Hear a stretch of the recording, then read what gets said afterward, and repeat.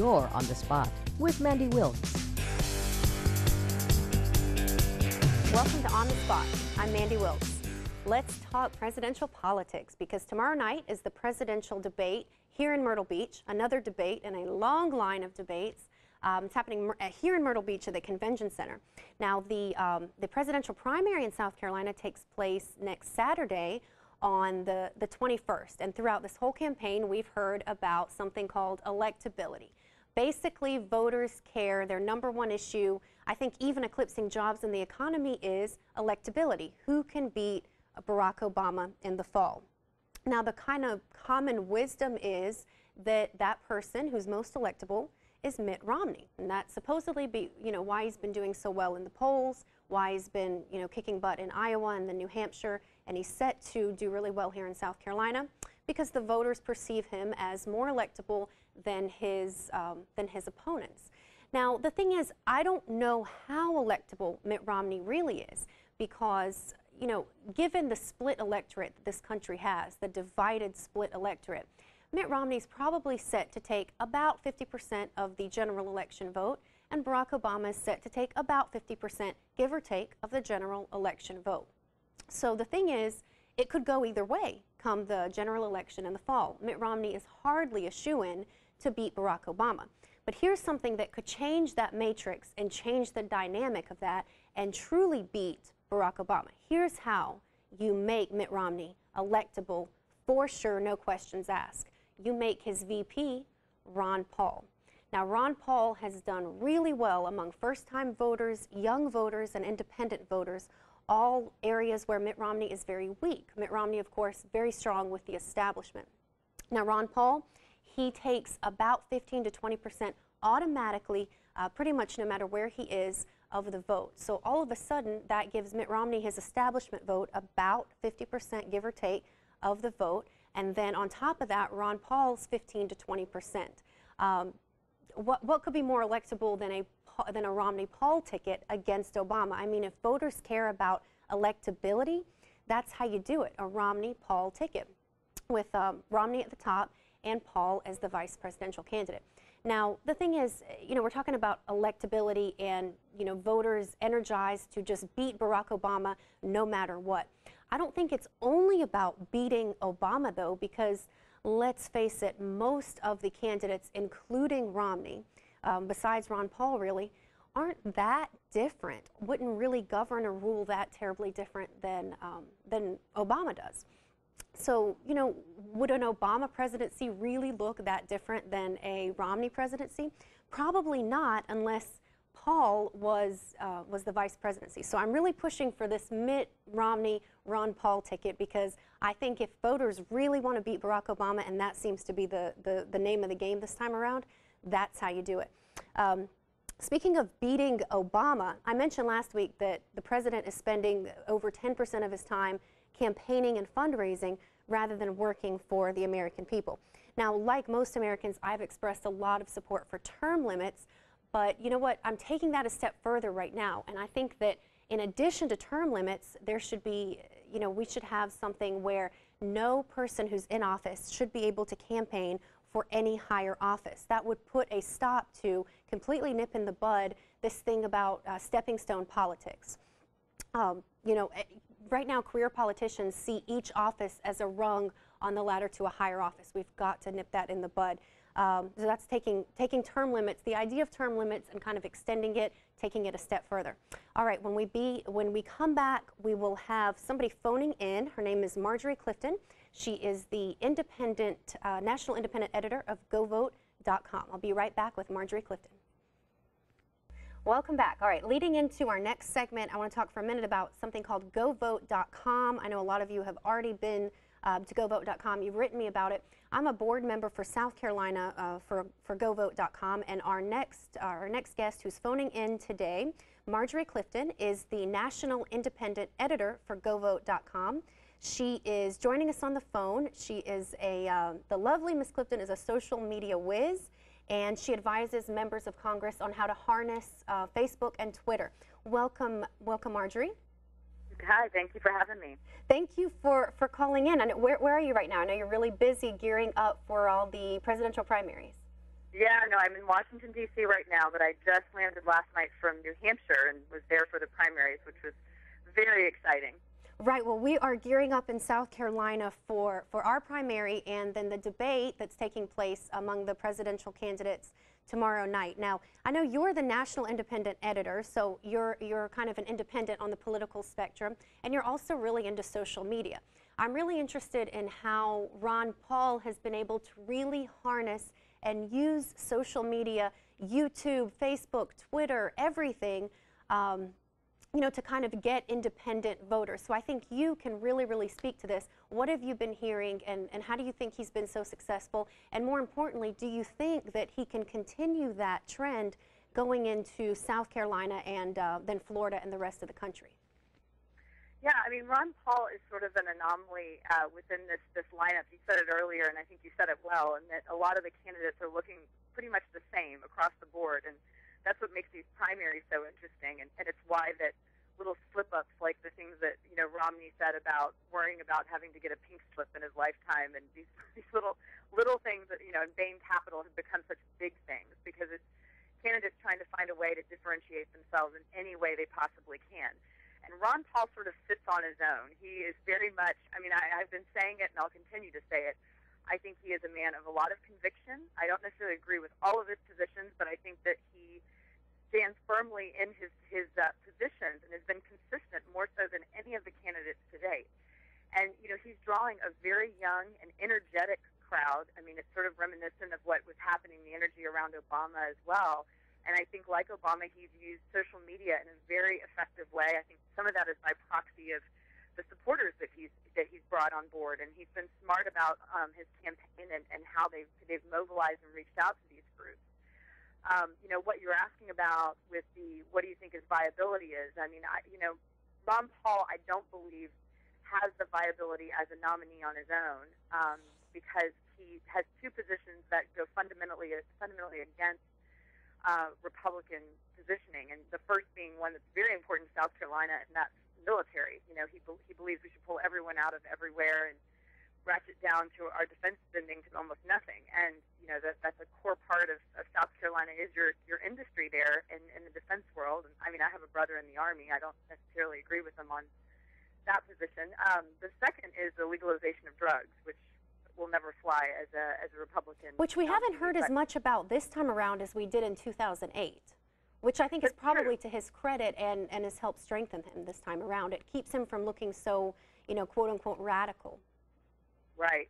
No, I think you're right. He's ratcheted down a lot of those messages, and I think smartly so. But, you know, the challenge is once it's out there, if he became or becomes a true contender to, say, Mitt Romney or, you know, Newt Gingrich or some of these others that are, you know, giving Romney really a run for his money, I think that's when it would come out, you know, full guns and pull out a lot of these issues that he's made very radical in the past. Well, talk about giving Ron Paul a run for his money. Do you see any of the presidential candidates in terms of social media, you know, approximating what Ron Paul has been able to do on the web? Not yet, and I think some of that is by proxy of who is following them right now. And, you know, the social media crowd is typically a lot younger, and it has been a little bit more of a viral phenomenon. You know, you can plan it to a certain extent, but the rest of it is sort of, it's almost earned media. It's how it builds its own momentum. I think that the candidates are trying to do this. I know Romney's invested a lot of money in social media already. And, you know, if he's going to run, if he ends up being the nominee and is going to be running against Obama, he will have to do so in order to keep up. And his fundraising, you know, again, Obama was so successful in fundraising online, which was something that had never been done before. It was a lot of very small donations. And Romney's got a lot of large institutional donors, and it'll be interesting to see if he can actually build on that as well, the small fundraising online. Yeah, you know, it's so interesting. I watch a lot of YouTube. I play music in my house and watch a lot of YouTube as I'm just, you know, doing things around the house. And I can't even turn on YouTube without seeing a 3 or 4 minute Ron Paul commercial mocking Mitt Romney or one of the other candidates. So it's crazy to me how Ron Paul has been able to kind of harness both the independent and the social media world to really create kind of a force in politics. Thank you so much, Marjorie, for calling in today. Talking about social media, why don't you tell the viewers how they can connect to you and to govote.com on Facebook, Twitter, and whatever else? Sure. My Twitter handle is @MarjorieClifton, and you can also access any of the blogs and articles that we're writing on govote.com.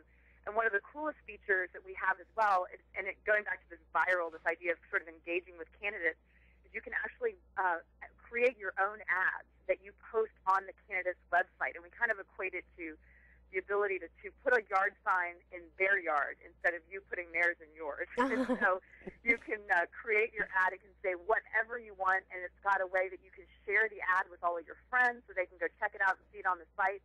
It's $20, and you get it for an entire week on that candidate's page, which I think is just amazing. And we're actually getting ready to create some more animated ads. I was watching one actually just about 5 minutes ago, and they're hilarious. You can write the script, and it's like a cartoon where you have the candidates just giving these speeches. It's hilarious. And okay, I gotta cut you off. I know you're really busy. I know that you got to get back to Washington and keep up the Go Vote thing. I love govote.com.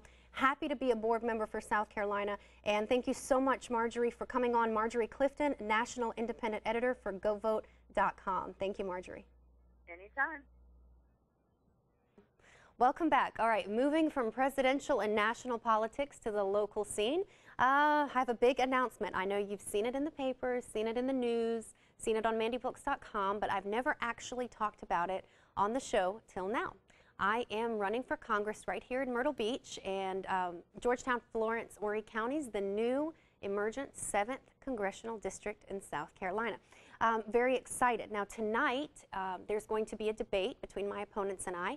That's at Ripley's Aquarium, Broadway at the beach, 7 o'clock. It's free and open to the public, first come, first served. You don't need tickets or anything like that. I would really love if you come out, see me, watch me, hear what I have to say, see me in action. Now, the first debate, this coming up tonight is going to be the second debate. The first debate took place this past Tuesday in Columbia. Now, let me talk a little bit about that. Debating my opponents for the 7th Congressional District for the first time, I was reminded of that game we used to play when we were kids. One of these things is not like the other. You remember that? Well, on that stage with my opponents, one of those things on that stage was not like the others. In fact, of all the candidates sitting up there debating, I was the only person evidently aware that earmarks had been rightfully banned. My opponents were evidently unaware that there's been a ban on earmarks in Washington. In fact, one of them even, I remember at least one of them, even pledged to support earmark funding for things like I-73, but that doesn't even make sense because you can't legitimately, legally use earmarks in Washington. My opponents seem completely clueless that pork barrel spending is done and rightfully so and rightfully obsolete. Now, to my earmark-loving congressional opponents, I'd like to say that, conservatism, I'd like to remind you guys, conservatism is based on the belief that big government is the cause of our problems and not the cure of our problems. So, thinking back on how that debate went this past Tuesday in Columbia between my opponents and I can't wait for all of us to get together and debate tonight because, let me tell you a little bit about who these guys are, my opponents. We've got Tom Rice. He's the current Horry County Council chairman. You'll remember him as being the job killer behind the Take Back May efforts to get rid of Bike Week in May. Now, of course, one problem I have with him, he's campaigning for higher office rather than serving the people of Horry County, like he promised to do, if I remember correctly, when he was campaigning for the chairman position for Horry County Council. He promised he would serve his full term. But like I said, he's a job killer. There's nobody that, I don't think anybody can legitimately argue that the Take Back May anti-bike rally efforts were good, or brought jobs to this area. It killed jobs. It killed this area. It killed businesses. Of course, Tom Rice doesn't care because his salary is paid by you, the taxpayers, so it doesn't come out of his pocket. Who else do we have running against me? Andre Bauer. Now, this guy served multiple terms in the State House, in the State Senate, the State House, and 2 terms as Lieutenant Governor. And last year, he came in, in 2010, he came in last place, 4th place for when he ran for governor. Now, he moved here to the Myrtle Beach area expressly and solely to run for this open seat. This guy is a career politician, if there ever was one. And in the spirit of corrupt politicians, he's completely corrupt. He's, you know, I like the guy, I have to be honest. Andre, if you're watching, I do like you. But come on, you know, stomp on the spirit of accountability and transparency. I mean, Andre Bauer has dodged FOIA requests, dodged requests from the media and the public to explain his all kind of bookkeeping records when he was lieutenant governor. Really ridiculous, but, you know, career politician, what can you expect? Now, also we have Randall Wallace, Myrtle Beach City Councilman, running against me for Congress. Now, this guy is a nice guy, but he's another career politician and, more importantly, another job killer.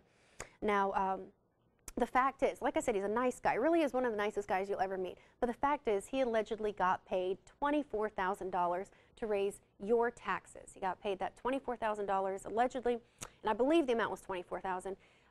You know, I think it's still under investigation by the FBI and IRS. This all goes back to the very controversial and job-killing ad tax, the 1% tax within the city limits of Myrtle Beach. So who else have we got running? Oh, we've got Dick Withington. This guy would be a career politician if only he could actually win an election. Dick, I love you. You know I love you, and I hope your cold is better, by the way, Mr. Withington, but I have to call him like I see him.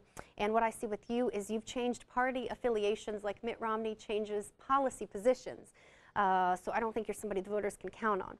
We also have Renee Culler, who, you know, she has, all I can say really about Renee is she has 4 of the most beautiful little tow-headed girls I've ever seen in my life, really a beautiful family. But I saw her on an interview with WPDE's Tim McGinnis, and she's apparently running on some crusade to get back the state of Texas because the state of Texas did something to her and her family. I don't really understand it. You know, she spent most of the airtime with Tim McGinnis discussing, you know, this long drawn-out legal battle between she and Texas law enforcement, and she seemed totally unaware that she's in South Carolina now, and that you know, she seemed to have very little in the way of ideas for South Carolina. So that's quote-unquote my competition.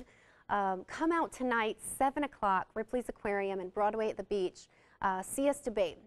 It's free and open to the public. I really love to see you guys out there. Also, you know, starting at 12 today, 12 to 5 today, and 12 to 5 tomorrow, I will be at Broadway at the Beach. Stop by my campaign booth and come see me, hear what I'm about, and come say hey not only to me, but to my campaign mascot. His name is Hampton. He's a 3-pound terror of a Yorkie, and he's a delight. So come by and see us. Again, the debate is tonight, 7 o'clock at Ripley's, free and open to the public, and I will be campaigning for today, 12 to 5, and tomorrow, 12 to 5 at Broadway. Come stop by, say hi. I'll be right back with Government Gone Wild. Welcome back to Government Gone Wild, one of my favorite segments, and I know a viewer favorite. All right, today we've got, you know, it seems like we do a disproportionately high number of government gone wild in public schools. I don't know why that is. We've got 2 really weird examples today. The first is in Gwinnett, Georgia, Gwinnett County. Parents have complained because multiple choice problem-solving questions for elementary school kids sound like this. If 8 slaves, If 8 slaves pick them equally, oh wait, I'm sorry, each tree has 56 oranges. If 8 slaves pick them equally, then how much would each slave pick? So there's multiple choice questions and problem-solving questions for math class based on slavery in Georgia. Now, coming out of Georgia, this isn't hugely unbelievable, but come on, who decided that that was okay? I mean, really, who put that on a test and decided that was okay? I mean, that obviously was not going to fly. I don't have it in front of me, but I also remember there was also a question not only about slaves picking oranges from trees, but also about if a slave had this many beatings, you know, how many beatings would he have left, or something crazy, really crazy out of Georgia Public School, Government Gone Wild. Next thing we have is out of another southern public school in Charlottesville, Virginia, kind of the opposite end of the spectrum. Some elementary school students have been allegedly forced to sing a pro-Occupy Wall Street song The song, I think, is called Part of the 99, and it's gotten a lot of backlash, really controversial. I think it's third graders singing it, so, you know, indoctrination in the schools, first on slavery in Georgia, and then on Occupy Wall Street in Virginia. Really crazy. Now, this next Government Gone Wild comes not from America, believe it or not, but from Sweden. We've all heard of file sharing, remember Napster, you know, music downloading illegally, that kind of thing. Well, Sweden has now, the government of Sweden now recognizes file sharing as an official religion. The religion is called the Missionary Church of Copy-me-ism, and there are 3,000 passionate file sharers who petitioned Sweden, the government of Sweden, to recognize that file sharing is a religion, and the government of Sweden agrees that file sharing is a religion. I don't think we're that far gone in America yet, but who knows? We're probably well on our way. All right, that is Government Gone Wild for this week. I will be right back. Welcome back. All right, so now that I have officially kicked off my campaign for Congress, I thought we would do something, a regular segment, kind of fun. You know, we have Hot and Bothered, really popular. We have Government Gone Wild, really popular segment. I want to try something, a segment called Wilkes Goes to Washington. So, you know, in this Wilkes Goes to Washington segment, I want to kind of envision what it'll be like when I get to Washington, share some of my ideas with you. This week I want to talk about an idea I have to make sure that the Constitution is really being respected and remembered and recognized as it should be. Last week, you'll remember I talked about the fact that on January 1st, the start of this new year, 40,000 laws kicked into place all over this country. Now, here's my idea. Wilkes goes to Washington. When Wilkes goes to Washington, I would love to see all laws, before they're actually passed and incorporated into the United States Code, be subjected to a Supreme Court review for constitutionality. This will make sure that lawmakers are really staying true to the Constitution and not veering from it, because right now, you know, only a tiny, tiny percentage of laws actually get a Supreme Court review for constitutionality, and that has to change. So I would love to see all laws, before they become law, you know, have to be reviewed by the Supreme Court for purposes of constitutionality. Are we staying true to the Constitution? So that's the first idea I kind of wanted to share with you guys in this little segment, regular segment, Wilkes Goes to Washington. I think it should be fun, a little bit off the cuff, not quite so straight campaigning, you know, like you hear from some other candidates. All right, let me talk for a little bit. Let me move on. This is a TV show. We're part of the media, but I'm also a candidate for Congress. So very interested in kind of this perception that the media is biased. Now, I spoke to my friend about this on Facebook yesterday. I've been seeing all this stuff on Facebook about how, you know, the media is in bed with Obama, and the media is really in the can for Romney, and the media wants to see a coronation for Romney. I don't know. I see the media as much more parasitic and opportunistic than principled. To me, if the media was so liberal or had such a bias, you know, that would make them principled. I think really they're more parasitic than principled. You know, basically, reporters and the media just need fodder. They need grist for the mill. So it's in their interest to, you know, to find an angle and work an angle, as long as that angle is interesting and you know, worthy of viewers and readers and that kind of thing. So I don't think that the media is really married to liberal bias or conservative bias or anything like that. You know, I'm kind of too cynical, I think, to believe that. You know, and remember back when the New York Times had that whole Judith Miller scandal about, you know, that the New York Times was just pushing for war with Iraq and pushing for, you know, to support Bush wanting to go to war with Iraq. I don't think we heard then that there was a conservative bias in the media. So I just want to kind of remind everybody of that. Look, it's been both ways. I don't think the media is necessarily in bed for one particular paradigm or candidate. The media is not fair, that's true, but I think they're kind of equally unfair, you know, so to speak. So just, you know, kind of want to say a little bit about that. This is a TV show. I wanted to say a little bit about media bias and kind of how I think that a lot of you out there are wrong. I don't think the media is as liberally biased as you think. I just think that the media is biased for itself. All right, when I come back, we'll talk about what's got me hot and bothered this week. Welcome back. I'm hot and I'm bothered, and it's not just because you decided to turn me on in your living room this morning. Today, I'm hot for actress Maggie Gyllenhaal. Now, Maggie got on my radar way back when she made the movie Secretary. Check it out. It's a really cool movie. She's one of my favorite actresses. I think she's absolutely gorgeous and endearing and sweet and cute, and I like her brother Jake, and I just love everything about her. And now today, I am hot for her because she wrote in Glamour magazine about how we need to, essentially, how we need to remember small government and liberty. So she wrote this article in Glamour magazine about this kind of crusade we see among the presidential candidates and national politics at large about, you know, banning birth control, that kind of thing. Really, really tough, hawkish social issues. So Maggie wrote this article in Glamour magazine about Planned Parenthood and how there's a crusade among especially Republican candidates against Planned Parenthood. Sometimes people equate Planned Parenthood wrongly with this kind of abortion factory, but Gyllenhaal reminds everybody that Planned Parenthood only does 3%. 3% of what they do is abortions, which is still 3% too many. Okay. I'm personally against abortions, okay? But 90% of what Planned Parenthood does is preventive care, mostly for low-income and minority women. So I was really proud of Maggie. You know, we hear so much about liberals in Hollywood and everything.